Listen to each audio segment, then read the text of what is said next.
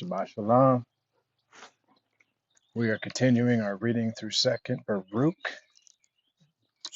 from starting at chapter 10 all the way through chapter 15.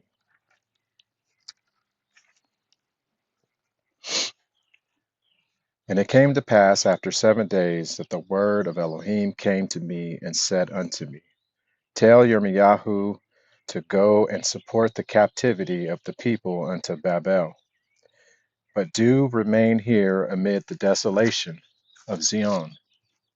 And I will show to you after these days what will befall at the end of days. And I said to Yirmiyahu as Yahweh had commanded me. And he indeed departed with the people. But I, Baruk, returned and sat before the gates of the temple. And I lamented with the following lamentation over Zion and said, Blessed is he who was not born, or he who having been born has died. But as for us who live, woe unto us, because we see the afflictions of Zion, and what has befallen Jerusalem. I will call the sirens from the sea, and ye lilin. Come ye from the desert, and ye shadim, and dragons from the forest. Awake, and gird up your loins unto morning, and take up with me the dirges, and make lamentation with me. Ye husbandmen, sow not again. And, O earth, wherefore give ye your harvest fruits? Keep within you the sweets of your sustenance. And you, vine, why further do you give your wine? For an offering will not again be made therefrom in Zion, nor will the first fruits again be offered. And do ye, O heavens, withhold your dew, and open not the treasures of rain? And do, O sun, withhold the light of your rays, and do, O moon, extinguish the multitude of your light. For why should light rise again where the light of Zion is darkened? And you, ye bridegrooms, enter not in, and let not the brides adorn themselves with garlands. And ye women, pray not that ye may bear, for the barren shall above all rejoice. And those who have no sons shall be glad, and those who have sons shall have anguish. For why should they bear in pain, only to bury in grief? Or why, again, should mankind have sons? Or why should the seed of their kind be named? Where this mother is desolate, and her sons are led into captivity. From this time forward speak not of beauty, and discourse not of gracefulness. Moreover, ye priests, take ye the keys of the sanctuary, and cast them into the height of heaven, and give them to Yahweh, and say, Guard your house yourself. For lo, we are found false stewards. And ye, you virgins, who weave fine linen and silk with gold of Ophir, take with haste all these things, and cast them into the fire, that it may bear them to him who made them, and the flame send them to him who created them, lest the enemy get possession of them. Moreover, I, Baruk, say this against you, Babel. If you had prospered, and Zion had dwelt in her glory, yet the grief to us had been great that you should be equal to Zion. But now, lo, the grief is infinite, and the lamentation measureless. For lo, you are prospered, and Zion desolate. Who will be judge regarding these things? Or to whom shall we complain regarding that which has befallen us? O Yahweh, how have ye borne it? Our fathers went to rest without grief, and lo, the righteous sleep in the earth in tranquility. For they knew not this anguish, nor yet had they heard of that which had befallen us. Would that you had ears, O earth, and that you had a heart, O dust! that you might go and announce in Sheol, and say to the dead, Blessed are ye more than we who live. But I will say this as I think, and I will speak against you, O land, which are prospering. The noonday does not always burn, nor do the rays of the sun constantly give light. Do not expect and hope that you will always be prosperous and rejoicing, and be not greatly uplifted and boastful. For assuredly in its own season shall the divine wrath awake against you, which now in long suffering is held in as it were by rains. And when I had said these things, I fasted 7 days. And it came to pass after these things that I, Baruk, was standing upon Mount Zion, and lo, a voice came from the height and said unto me, Stand upon your feet, Baruk, and hear the word of El Elohim, because you have been astonished at what has befallen Zion. You shall therefore be assuredly preserved to the consummation of the times, that you may be for a testimony. So that if ever those prosperous cities say, Why has El Elohim brought upon us this retribution?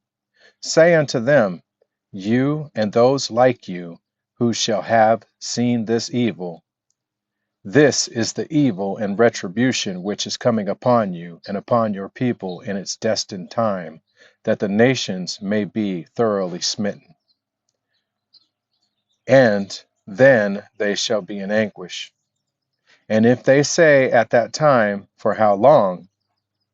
You will say to them, Ye who have drunk the strained wine, drink ye also of its dregs, the judgment of the lofty one, who has no respect of persons. On this account he had aforetime no mercy on his own sons, but afflicted them as his enemies, because they sinned. Then therefore were they chastened, that they might be sanctified. But now, ye peoples and nations, ye are guilty, because you have always trodden down the earth, and used the creation unrighteously. For I have always benefited you, and ye have always been ungrateful for the beneficence. And I answered and said, Lo, you have shown me the method of the times, and that which shall alter these things. And you have said unto me that the retribution which has been spoken of by you shall come upon the nations. And now I know that those who have sinned are many, and they have lived in prosperity, and departed from the world, but that few nations will be left in those times, to whom those words shall be said which you did say. For what advantage is there in this, or what evil, worse than what we have seen befall us, are we to expect to see? But again, I will speak in your presence. What have they profited who had knowledge before you, and have not walked in vanity as the rest of the nations, and have not said to the dead, Give us life, but always feared you, and have not left your ways? And lo, they have been carried off, nor on their account have you had mercy on Zion.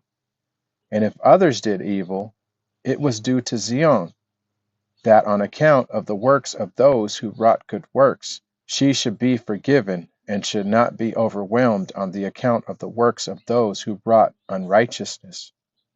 But who, O Yahweh, my Adonai, will comprehend your judgment? Or who will search out the profoundness of your way? Or who will think out the weight of your path? Or who will be able to think out your incomprehensible counsel?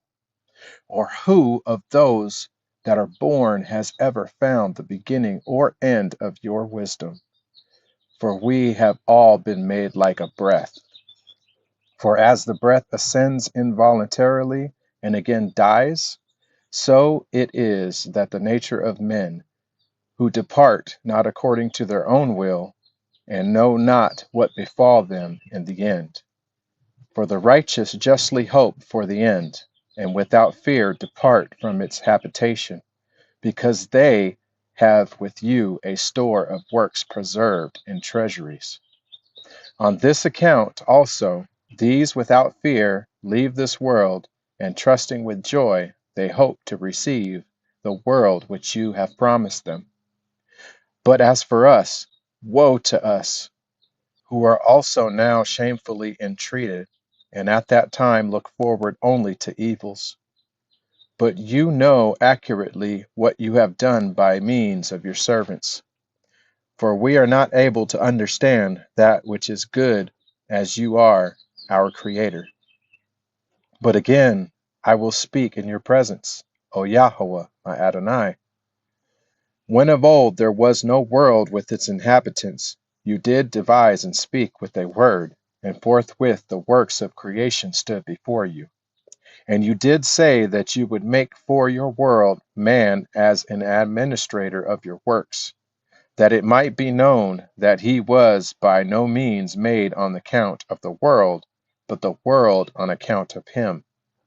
And now I see that as for the world which is made on account of us, lo, it abides, but we, on account of whom it was made, depart.